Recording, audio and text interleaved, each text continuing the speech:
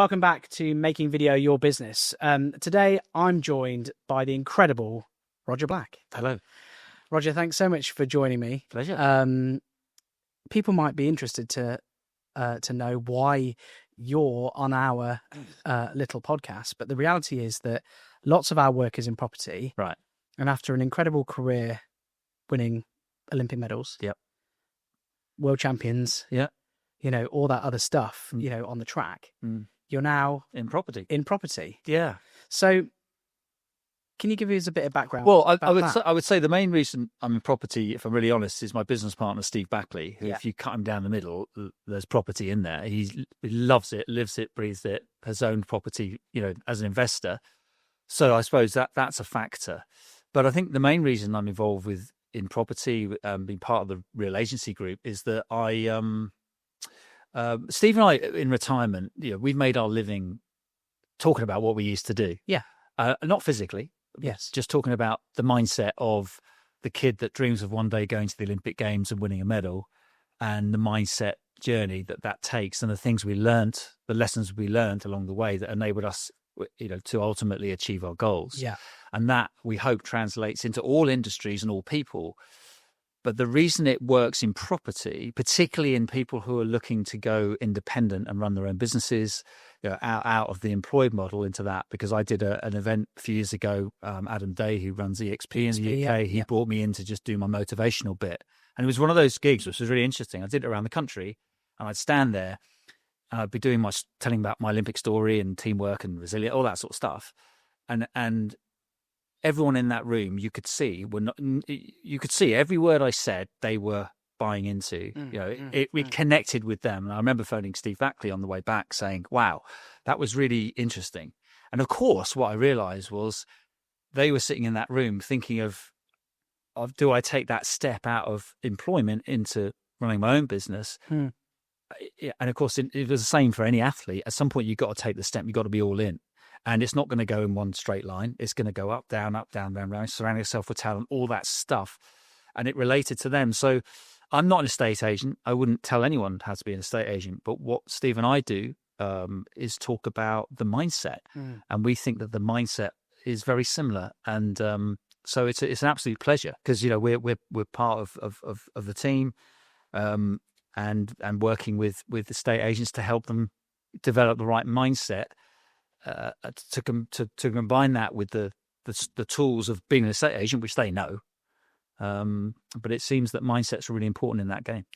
I think there is a lot of interesting symbiosis, isn't there? Because when people step out of an environment where they have a team behind them, they have all that kind of support and everything else, particularly with a self-employed model in estate letting agency was becoming quite prevalent. You've got this scenario where you're having to rely on yourself and stand on your own two feet. And I think for me, that's where I think there is symbiosis between that mindset where you're having to sort of motivate yourself. You're right. And ultimately, you're the person that walks into the Olympic Stadium. You're the person that when the gun goes, runs around that track. And you have to take full accountability for that. If you expect your coach to be the person that does the race for you, it isn't going to happen. So absolutely, if you want to achieve it in sport, and I think it's the same in a estate agency, certainly if you're going independent, take full accountability. You can't blame anyone else here. However, no one stands on the Olympic rostrum alone. And I would not have achieved what I did without my training partners, in particular, a guy called Chris Akabusi, Daley Thompson, loads of people, but not just them, guys you've never heard of, my coaches, everyone. So I think the successful people in sport recognize that when it comes to it, I have to take accountability as an individual, but I'm not going to achieve this on my own. So if you can just surround yourself with talent at the same time, ideally people who are trying to achieve what you want to achieve and want to go on that dream with you, yet you don't just expect them to do it for you, you know, you take that accountability, then that's a pretty powerful recipe for success in sport. And I think that probably does translate into estate agency. I think for me, this podcast is all about trying to encourage people to be more visual. Yeah. So try and think more seriously about visual media, think more seriously about how they can adopt that into their businesses, be more visual, be more present. Yeah. A young Roger Black, before the fame, before the medals, how did you kind of come to terms with being famous and kind of being someone that had to get in front of cameras. Do you remember the first time you had to do interviews and things? How did you feel? Yeah. I mean, it was, well, you just have, I mean, you run a race, you do all right, you get asked about it. I mean, I always said that my schooling never prepared me at all for my athletics career. I didn't do athletics as a kid. I did it because I messed up one of my A-levels. I was going to be a doctor. Yeah. Okay. But Dr. Black sounds good. Yeah, my dad was Dr. Black. Yes. And Cluedo. And so I always sort of would flippantly say, oh, I went to a grammar school, never really prepared me for athletics. Well, it didn't. It did. In some ways it did, in some ways it didn't. What I realized now was, being in an environment with some pretty clever people debating a lot of things, you learn to debate, you learn to talk, you learn to communicate. The other thing was my training partner was a guy called Chris Akabusi who can talk forever and was a huge personality. So when you've got him and Daley Thompson around you and you see them with a camera in front of them just being these amazing people, you find your own voice, but you look around the people. We're all affected by the people around us. So I was surrounded by people who were great communicators. Yeah. So I was able to do that and be myself, and I didn't really think about it. I didn't think about what I should say or how I should be. I just was me. And then eventually that sort of translated when I retired into actually being asked to present athletics for the BBC, which was very different. And I enjoyed it, but it wasn't. I've made my living as a corporate speaker, and that's my natural. That's when I'm at my best. But as you know, presenting to a camera is very different to presenting to an audience. I mean, I've no names, but I've been with one of the most successful, most famous television presenters in this country at a corporate event where I was speaking, and he said to me, "I don't know how you did that. I could never do that." And this is a person who would most days would be on television, no bother, looking no bother. He said, "I couldn't do what you just done," and I think I had to find not so much find my voice, but find the right vehicle for me as a communicator, and corporate speaking has been my vehicle. How do you think the world has changed in a business perspective? Because we talk about the real agency, we talk about the property market, 5-10 years ago, things like this, regular people putting themselves in front of cameras wasn't a thing. Before social media in 2007, wasn't really a thing, right? It wasn't a thing. But now it's become so vital. Yeah. How important do you think visuals have become for business, and how do you leverage them yourself? I think it's nowadays with social media, it's everything really. I don't think you have to be all in, but I think you can't do it without it really. You can't neglect it. It's like being an athlete. You've got to do a bit of everything, recognize where your strengths are, but you've got to also focus on your weaknesses. So you need to put it all together to make it as likely as possible that you're successful. So the current day athlete now will have a very big social media presence. Yes. There is a danger with that in athletics. Yeah. So I'm very old school. There was no social media, there were no telephones back when I was running. So I was able to hide, and then, but we had very high profile because we were on television a lot. We were on the back page of the newspapers a lot. But the thing about my sport of athletics is it doesn't matter how big your brand is. It doesn't matter how many followers you have. It doesn't really matter what you look like or where you come from or what you sound like. Ultimately, what matters is, do you cross the line first? Yeah. And there is a freedom and purity to that, especially in athletics, because it's 8 people running against each other. It's not a team. You're not being selected. Not like football. You can have a bad game, but still be on the winning team. You are exposed as an athlete in a way that I think, many will call it pressure, but I loved that because you can talk a good game, you can have a great social media profile, you can look great, you can make loads of money. If you can't do it on the track, the people that really matter, the peer group that really matter, not the people your followers, the people that will judge you as an athlete, they're the ones that really matter. And so maybe, I don't know, I didn't have to deal with that. But I do often think that I would have found it hard if social media was around in my day, because I was quite private, I was quite introspective, and I loved to sort of go and hide and then step into the arena.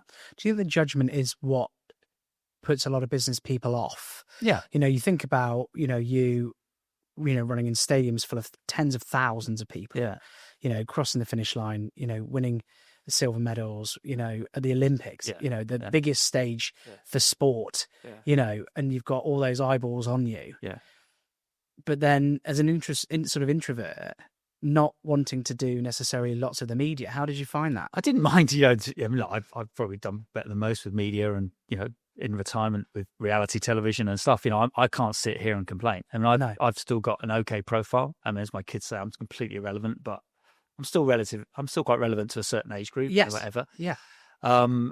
So relevant to me, right? Yeah. So I wouldn't sit here and I do think I'm being quite fortunate. Yeah. I think in that way, but it only because I delivered on the track. You can't have one without the other. But yeah, I mean, it is a challenge, and there are more distractions nowadays.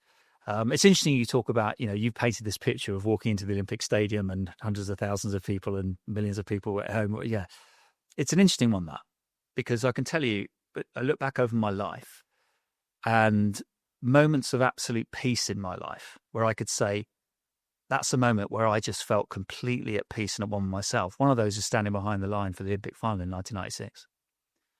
I've also stood behind the line in Olympics and felt completely out of place 4 years earlier. But that's an interesting one. And the reason I say that is that we often look at sports people or performers or whatever, and we think, God, how can they do that? How can they deal with that? Yeah. It's what they do. It's what they prepared for. It's who they are. It would inside me now, like I feel that panic. But I had 12 years to prepare for that moment, good times and bad times. And I think, it's an interesting one. It's what you do. And when you are congruent with who you are and what you're doing, when those two come together, and they don't always come together. Okay. And that's why you get found out actually in the Olympics. If you're not really congruent, you get found out. You can't fake it. It's a wonderful feeling. And I did experience that. And weirdly, I experienced it with 80,000 people and millions watching. And I honestly can tell you, I felt at peace. What would I usually ask all our guests sort of what their kind of top 3 tips are for business people, business owners, who are thinking about trying to adopt a more visible profile. There are a few people more visible than you in the world, being, not so much being now. famous. Not so much now, but yeah. But what would your sort of top tips be, when they're starting to adopt that strategy, and actually trying to overcome some of those nerves? I mean, honestly, the thought of standing in front of tens of thousands of people makes me feel physically ill. I can do about 1,000, I reckon, and then I'm out. Yeah. I mean, my tips wouldn't be practical. No. I wouldn't know the practicality. But they'd be mindset. Would they be mindset? I think mindset is such a big part of any performance journey, whether it's trying to win Olympic medals or running a business or whatever. Mindset is so important. I would say the starting point is to be to be your authentic self, which means you have to know why you're doing it. Yeah. Just because you're good at it, just because you want to make money, let's say, it's not a big. If you have people that tend to be successful, tend to have a very compelling, authentic why. They know why they're doing it, and different people have different whys. So I think that's a big part of it. I think surround yourself with other people. I've never done anything on my own.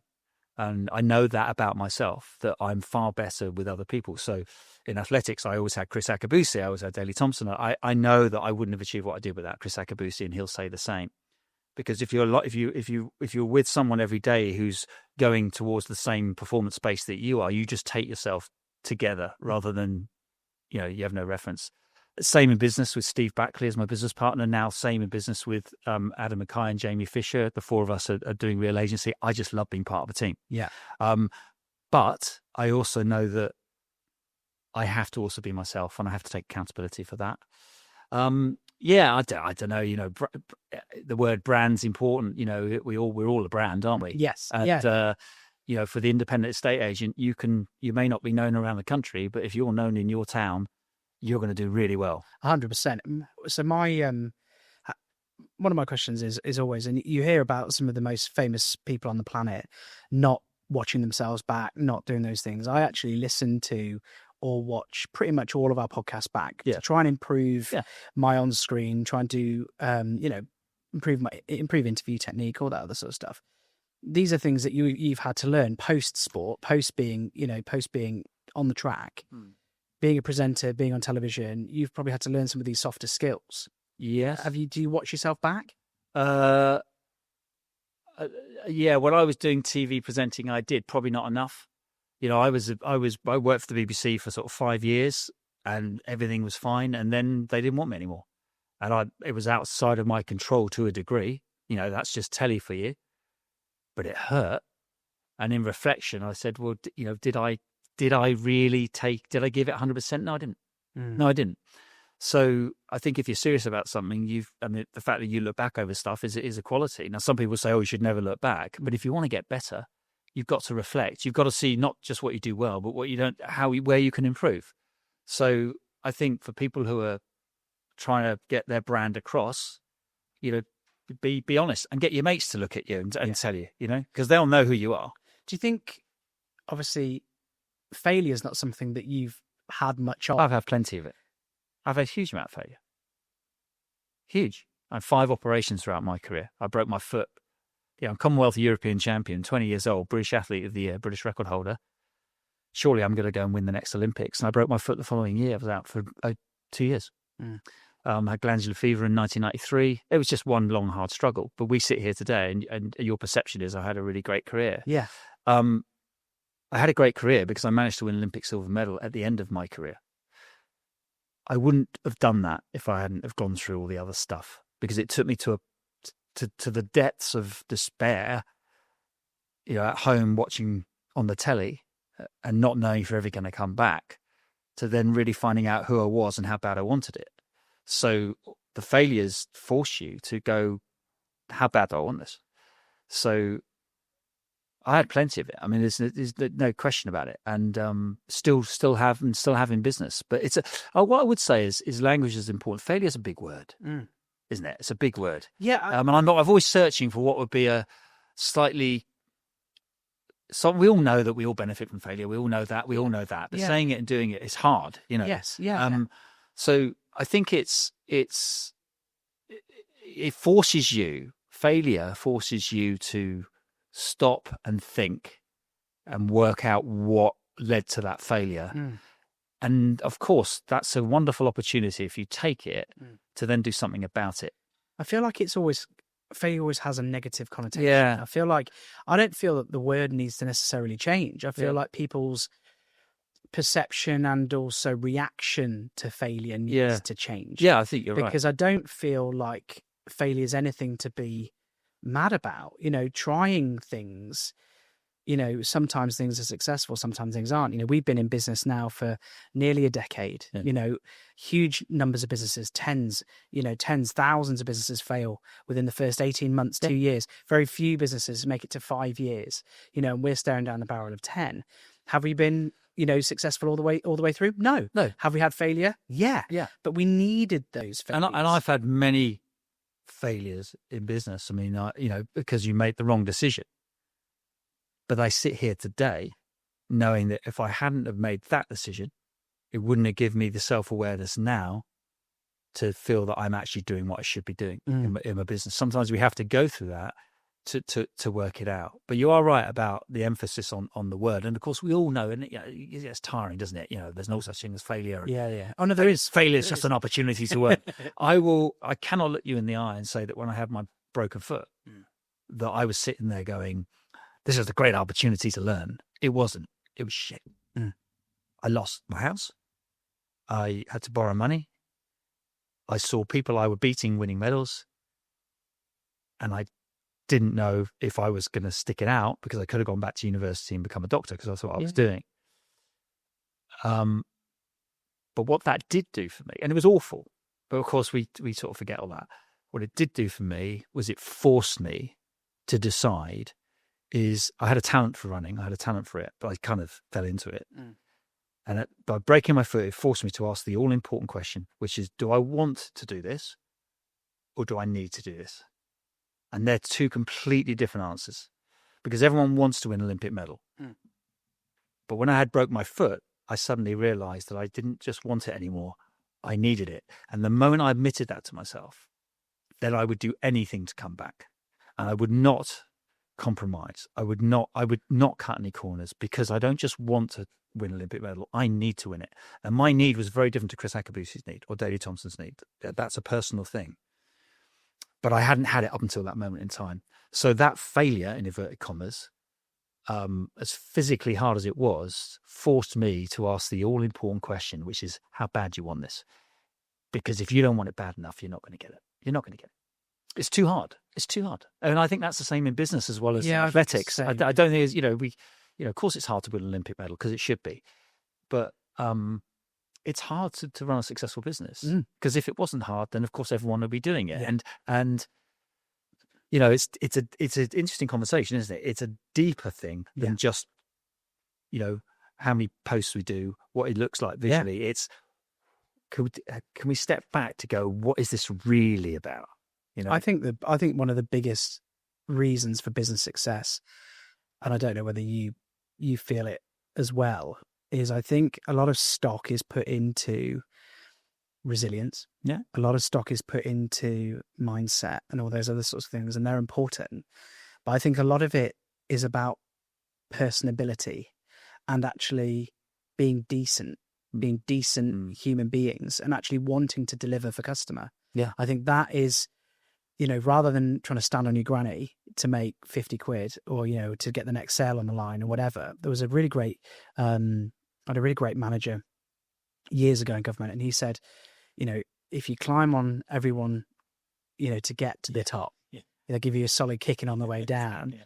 And so our business has been predicated on being decent. Yeah. And I think that some of the most successful business people I see are just kind. I think you're right. They're just good. They're just nice people, and people they gravitate towards them because they want to do business with them. And that's sort of how I feel about, you mentioned Adam Mackay, and who's a partner of yours, Real Agency. Yeah. I've known Adam for now the better part of a decade. He's one of the nicest, kindest people I know. And I think people are attracted to him as a result of that. I think that is one of the things that I would say is probably going to be a benchmark success for his business, and will likely be another benchmark of success for the Real Agency. Yeah, I hope so. Yeah, I totally agree with everything you've just said.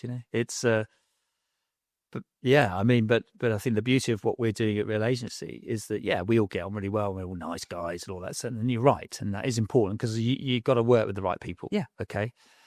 So we have that commonness, but we also know that we have very clear, we all bring something different to the table. Well, no, let's split it in half. On one side of the table, you've got Adam Mackay and Jamie Fisher, who are fantastic estate agents, fantastic guys. And in the estate agency business, have a credibility and authenticity. They know estate agency. On the other side, you've got me and Steve Backley, who are not estate agents, okay, and would never pretend to be. But we know about mindset. Yeah. And it's the merging of the two that makes the Real Agency not just special, I would say quite unique. And the important part of that was us, coincidentally at the same time, we knew Adam, but us contacting Adam to go, do you know what? What do you think about maybe doing something together? And him then saying, funny enough, I was thinking exactly the same. Because actually what we've done is we're bringing something to the table that he needed, and he's bringing something to the table that we needed, him and Jamie. And that's when it's exciting, because you cancel out each other's weaknesses. And hopefully we can offer to estate agents looking to move into independence, we can offer a support that covers both of those. Roger, thank you so much for your time. I wish you and the Real Agency incredible success. Just couldn't be better people doing it. Long may it continue. Thank you.